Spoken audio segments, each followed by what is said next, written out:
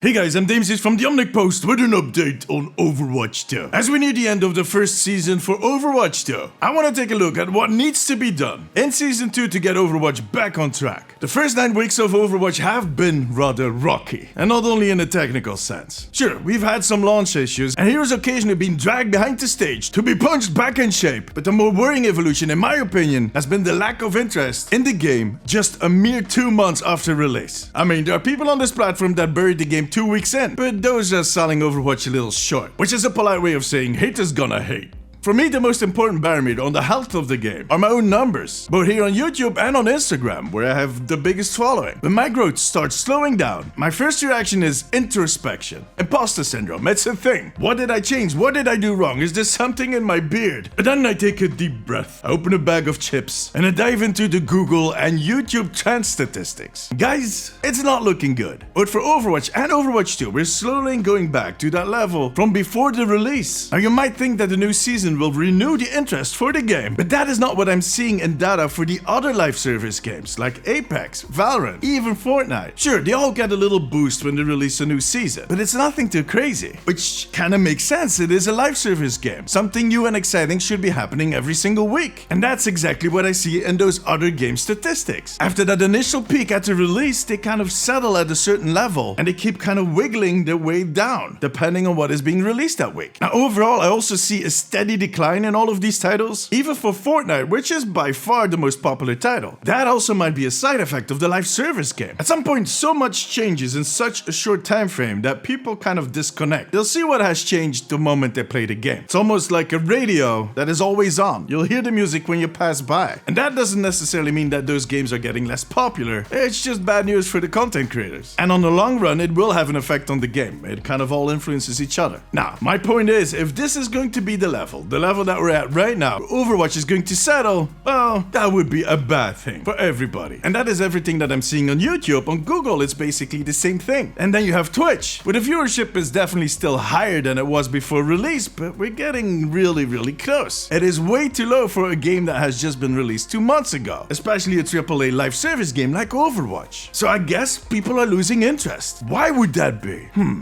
Maybe check every single video that I've made since release. You might find a clue right there. And also look at the comments on those videos, because you guys have been chiming in beautifully. Well, most of you. It's always the same thing, of course. The battle pass, the store, the balancing. But how will they fix all of that? Now, I'm under the impression that they think that they're going to fix everything by releasing PvE at some point. They might be right, but that is still a long way ahead. And the fact if this is going to be the thing that saves them is going to depend on a lot of things, including how much of their reputation they'll have destroyed by then. I also need to add that officially this is still early access. Even if they don't want to repeat that themselves. It is. But they seem to be hiding that card for weird reasons. The thing is, they'll need to do more. Like I said, if they want to get back on top, it will depend on how much of their reputation they destroy before they draw their winning hand. And the way they are destroying their reputation is by not tackling the outstanding issues. The things that bother the community the most. Up till now, this video has been a lot of build-up. But let's have a look at Season 2 and what they can change in that season to turn this whole ship around. Well, there's actually a lot that they can do. And there's a lot of stuff that involves balancing and a matchmaking system that is still broken. But in my opinion, that is not tied into a season. That should just be fixed. So I'm just going to put those aside. We know that those need to be fixed. And I'm going to focus on 5 things that I think they need to fix in the battle pass or in the season that would or will make a difference. Now the first thing is something I've said in the past, but they need to add a premium currency reward in the battle pass. Or at least raise the rewards for those weekly challenges. And any player that has put in enough hours to finish the battle pass within a season should have earned enough currency to buy the next battle pass. And now while we're on the topic of battle passes, maybe add a few more of those teamed skins. Just saying. I mean, I get it. They want to sell some of those skins. They need the money. We've talked about this. Making Overwatch is expensive. But in a game where people main characters, where they even one-trick some of these characters, and where we're all used to owning everything for those characters, I think it is safe to state that if prices are reasonable, they will get both the free stuff and buy some skins on the shop. If the skins are good, we're going to buy them. Now that brings me to number 3, the prices on the shop.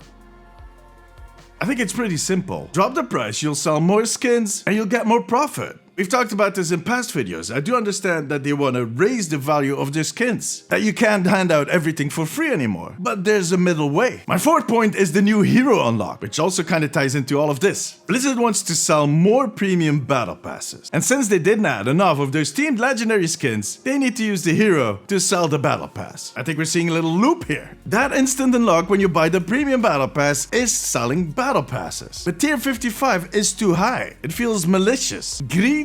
Look, I expected it to be on tier 25 because you'll get the same results, you'll sell just as many premium passes, and smell less greedy while doing it. And then the final one, which is important. Let us earn and spend legacy coins. There is a system, a play and earn system that has been there for forever. It is still in Overwatch 2. We still have those legacy coins. But for some reason, Blizzard is trying to fade it out. And that doesn't make sense. I mean, it would answer so many of the frustrations of the community. Maybe take those weekly challenges, strip off that premium currency and put that on the battle pass, and give us legacy coins for completing the weekly challenges. And over time, you can add some more rewards, some crossover skins. Maybe some old premium items that have been there for a year. Old event skins, I don't know. I think there's plenty that you can add to the legacy shop. And everybody would be happy. Well, not everybody, but a lot of people would. I mean, all of these changes would go a long way to kind of regain the trust of the community. It would have been better if they had been there from the start, but we can't change that anymore. It would show that Blizzard cares about the players and not as much about Bobby Kotick's Christmas bonus. Oh yeah, and there's one extra I want to add. Stop labeling epic skins as legendary skins. It's something that happened back in 2016 that changed over time, and now we're back in that same boat. I don't get it. Now, we know for a fact that some of these things are not going to happen, because they already announced that they wouldn't. There are a few that might still, because we don't have any conclusive info yet, but that will change tomorrow. But we can hope that they'll see the light by the next season, or by season 6. 14, at some point, preferably before this whole ship goes down, and this game ends on the same pile as Heroes of the Storm. I'm sorry for the tone of this video. I feel like a dad that is wagging his finger. Naughty, naughty, naughty. Now tell me, what would you like them to change? And what would help to regain your trust? Let me know in the comments. Join me during my streams on twitch.tv/DamesTV. And make sure to subscribe for more updates on Overwatch.